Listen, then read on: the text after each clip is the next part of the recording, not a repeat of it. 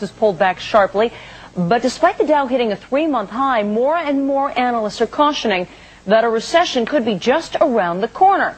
Joining us now to debate the issue, recession or not, we're going to be joined by Art Laffer. He's Chief Investment Officer of Laffer Investments and former economic advisor to President Reagan.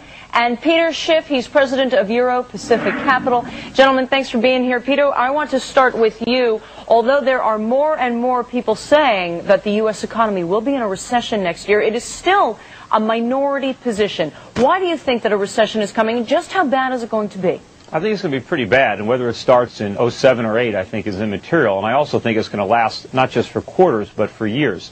See, the basic problem with the U.S. economy is we have too much consumption and borrowing and not enough production and savings. And what's going to happen is the American consumer is basically going to stop consuming and start rebuilding his savings, especially when he sees his home equity evaporate. And when you have the economy 70% consumption, you can't address those imbalances without a recession. You know, rather than the recession being resisted, it should really be embraced, because the disease is all this debt-financed consumption. The cure is that we stop consuming and start saving and producing again, and that's a recession. And sometimes, you know, medicine tastes bad, but you got to swallow it. Art Laffer, you hear him? He says the consumer is going to slow down in order to rebuild the savings. And you know that 2/3 of the American economy is driven by the consumer. Do you believe that? No, I don't believe any of it whatsoever, Michelle. Excuse me. But, you know, what he's saying is that savings is way down in this country, but wealth has risen dramatically. The United States economy has never been better shape. There is no tax increase coming in the next couple of years. Monetary policy is spectacular. We have freer trade than ever before. And not only that, but there are no incomes policies things here. I think Peter's just totally off base, and I don't think it's going to be... I mean, I just don't know where he's getting his stuff. Well, one of us is off base, but it's definitely not me. I mean, it's not wealth that's increased in the last few years. We haven't increased our productive capacity. All that's increased is the paper values of our stocks and real estate. But that's not real wealth, no more than the NASDAQ was wealth. When you see the stock market come down and the real estate bubble burst, all that phony wealth is going to evaporate. And all that's going to be left is all the debt that we accumulated to foreigners. Peter, I'm going to take a bet with you on this one. I'll bet you a penny on this one that if you'll sign a letter saying that if you're wrong, you'll sign a letter that you were wrong to me in this, but you're just way off base. There is nothing out there that tells us we're going to have a nice slowdown, but it's not going to be a crash. All right, let me ask you this. I'll a bet you a lot lot of more folks than out a there penny. point to the housing market and they say that a huge percentage of the jobs created, some argue as much as 30% of the job creation over the last few years has been because of the housing boom, whether it's construction, whether it's mortgage brokers, real estate brokers, etc. And if that all goes away, what happens to those jobs? There will be lots of things to fill it back up again, Michelle. Such as? You know, the neat thing about this economy is we have a lot of flexibility in what we produce and what we have in the wealth. And housing has filled a huge gap coming here, and other things will fill in that gap. It's really not a housing economy. This is an economy that's driven by good economic policies, by good monetary policy, by good trade policy, and it's working beautifully. And unless you change those, it just won't happen. I suppose it's good if you're an investor in gold or oil or other foreign assets, but it's certainly not good from the point of view of the United States. And you know, from the real estate, it's not just the wealth effect or the jobs that directly come from real estate, but because we've had such artificially low interest rates, which are quickly going to become a thing of the past. Hold on, Peter. The 10-year yield is still... You know, the Fed keeps going and going and going here, and the long end of the curve doesn't move. Thank you, Michelle. A lot of people have adjustable rate mortgages that are going to reset over the next couple of years, and people are going to see their monthly mortgage payments go up by 50%, 100%. And a lot of that is going to take a lot of spending away from the economy because people are going to be spending whatever money they have. And what about the people who earn the interest, Peter? I mean, come on, it's a zero-sum game. Every interest dollar paid is interest dollar earned. The people that earn the dollars are in China and in Japan and in Europe. They're not in America anymore. We don't owe it to ourselves. We owe it abroad. Oh, my goodness. I have never heard so many mistakes made in seriatim in my life, Peter. Well, then you ought to listen to your own clip. Well, I do a lot, and you know, what can I tell you, Peter? It's a bet of a penny in your honor on the stake, and mine too. Peter, when you talk about selling to China, to India, etc., what is wrong with that? If we are selling products, if they're buying products around the world, that lifts the entire global economy. The problem is we're not selling them products. They are making products and sending them here. We're outsourcing Alan Greenspan and Ben Bernanke to them. That's why they're holding those dollars. It's not as a favor to us. Well, My sure goodness. it is. Look, we're running up $60 billion a month trade deficit. That means that the world is providing us with $60 billion more of goods and services that we can afford to pay for. Peter, that's not true. No, listen, Peter, for 1 second. They are holding deposits in the U.S. not as a favor to us because they like holding them there. We are outsourcing our monetary policy to China and to a lot of the rest of the world, and they're paying us huge amounts of seigniorage gain for the act of providing them with a banking system and monetary policy. It's called seigniorage gain. Gosh. All we're providing them with is inflation, and they're accumulating assets while we're accumulating liabilities. We've got to service this debt. We've got to pay interest on this. We're not borrowing to produce. We ran trade deficits from 1640 until 1870, 230 years of trade deficits, and we built our country on foreign capital. You're missing the most important aspect. Back then, we borrowed to build factories, to build infrastructure. We were borrowing to produce. Now we're borrowing to remodel our kitchens, to buy big screen TVs, to take vacations. Peter, in all these years that we've been running these trade deficits, the wealth of the average American household has been going up. No, it hasn't. By what metric are you using? The average American is going deeper and deeper into debt. He's struggling to get by, and all that happens is some appraiser tries to say that your house is worth all this money. This is an illusion. Peter, hold on 1 second. Art, what measure are you using when you talk about... I'm using the household survey from the Federal Reserve Board, which shows American household net wealth. You know, he's using a savings rate measure from the National Income and Product Accounts, which is totally inappropriate for the purpose he's doing it. Look, and I don't know how to respond to it when he doesn't know the numbers. Art, why do a husband and a wife both have to work to provide enough income to support a family? Because they love the jobs at low tax rates. They like working. No, they don't love these jobs. Of course they do. Most women with children aren't working because they love their job. They're working because they need the income. They can't afford it. Now you're going into with lower tax rates, it makes it much more valuable to work. Gee, and lower interest rates, you can buy more. It's great. I don't know, Peter. Are you suggesting that most women would stay home? I think a lot of women, especially, I see women, 7 months pregnant sometimes when I'm out, raiding tables. They don't want to be there. They need to be there because their husband doesn't make enough after he finished paying taxes to support the family.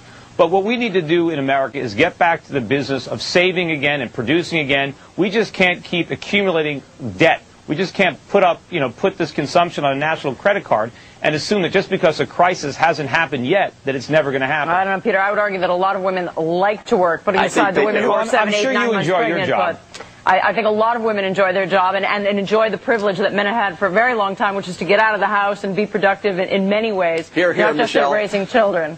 Thank you.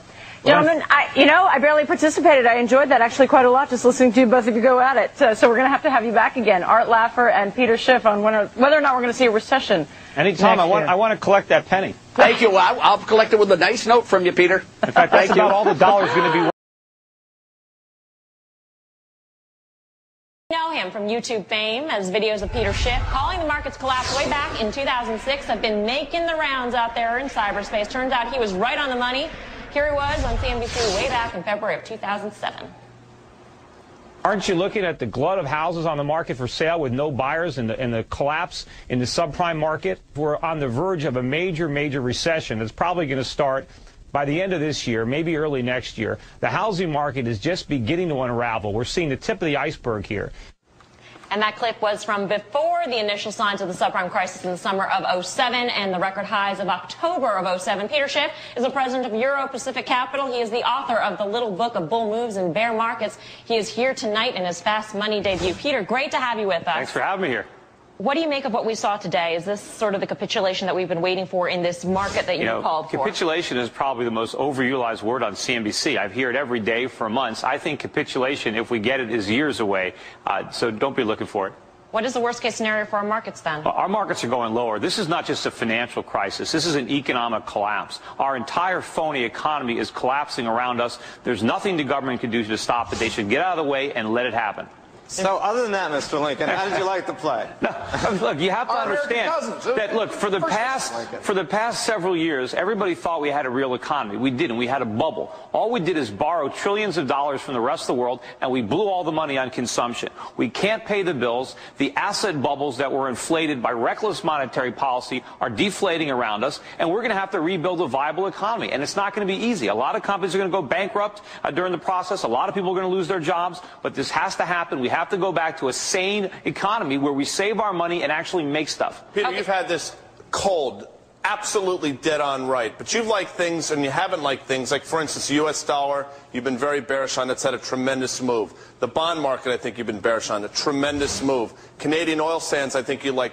Even when you're right, which you've been, there have been so many pitfalls. Where would you put your money now? Well, remember, I'm not trying to give short-term advice. And I know that. Right. But I think what's happened in commodities and the dollar right now is temporary. It's the result of this massive deleveraging. It's all these U.S. institutions that are having to sell everything they own to settle up their margin debt, to pay their bills. I think temporarily you're seeing these prices get sold off. It's not going to last. I would be taking advantage of these opportunities. I'd be buying these dips in commodities, buying some of these stocks abroad, and getting out of the dollar because it's a bottomless pit. When this dollar stops rallying, it's going to fall like a stone. That is the next major economic crisis we're setting up, a major run on the dollar, and that's going to have tremendous repercussions for our economy and our markets. You know, Peter, you say we have to get back to an economy where we make things. I mean, that suggests that there could be absolutely no change, evolutionary change, in the way in which economies function, that it's all just about bricks and mortar, and that there can be no difference. No, remember, we have to pay for our imports. So we like all these consumer products, but how do we pay for them? We can't expect the rest of the world to produce all this stuff, send it to us, and then give them nothing in return.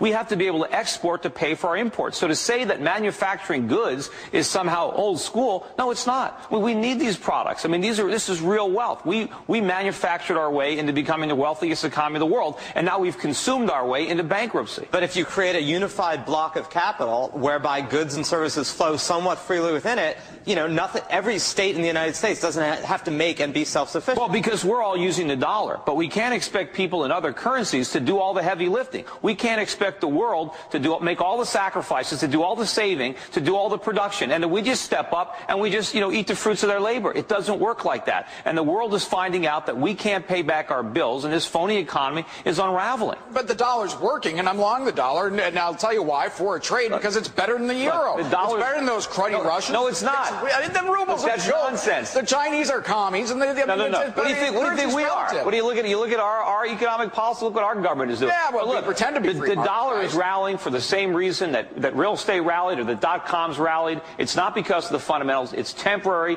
You see a lot in the market. Sometimes there's a head fake. You get a news item in a day. You see a move, and then the real move is in the other direction. You got to fade this rally in the dollar. It can't last. It's been a tough move to fade, though, Peter. And listen, and I said it before. You've been dead on, but fading this move has been brutal. You can't do it on leverage, right? This is brutal. But once this rally is exhausted, the dollar is going to collapse. Look at the trillions and trillions of dollars being hoarded by foreign central banks. Look at China announcing they want to do the $600 billion stimulus package. How do you think they're going to finance it? They're going to sell treasuries. They're going to stop lending us money. The world has learned a valuable message, and that's don't lend Americans any more money. So is the gold trade alive? Yes. You're the first to admit that gold has not participated. You explained it because of the hedge funds, but gold is clearly not participating. I would disagree. If you look at that, you thought it was going to. Well, if you look at I've been buying it since it was below 300. But if you look at the price of gold right now, it's about 740, 750. It's only off its peak by about 25%. It's outperformed almost every other asset in the world. The Dow Jones is now worth almost 10 ounces of gold. It was worth 15 ounces when the year began. Look at gold relative to all the other industrial commodities. If you look at in other currencies, gold just recently hit all-time record highs against the Australian dollar, the Canadian dollar. I've been long the dollar, and I haven't had a position in gold since August. And so now what I know for sure is that I could actually trade and buy more gold now with that dollars. dollar. Yeah, but if you I can buy whatever I want. What I'm saying is you're allowed to transact on these things. And right, but my point is that gold is actually held up better than everything else but the dollar and the yen. You look at it compared to other commodities, compared to other currencies, people have benefited by holding gold relative to other asset classes. But I think ultimately when this dollar rally runs out of steam and it's going to fall, gold's going up, it's going a lot higher. I predicted it would hit 1,000 this year. It did. I think next year gold's going to hit 2,000.